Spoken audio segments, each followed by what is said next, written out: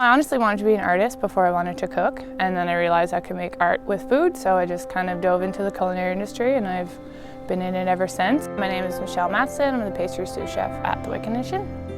The culinary school I went to, expectations were always high, so it was really nice to come here and also see that and practice the same things that I've been doing since I started culinary school.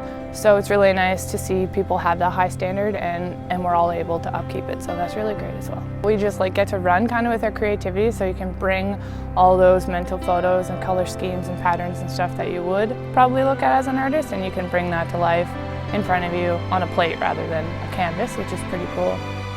It's just kind of like family. I left my whole family on the East Coast to come here, and it's just been a really easy adjustment to stay here. It's comfortable, everyone makes you feel welcome, everyone knows you by name once you're here for so long, and just, it's fun to work here.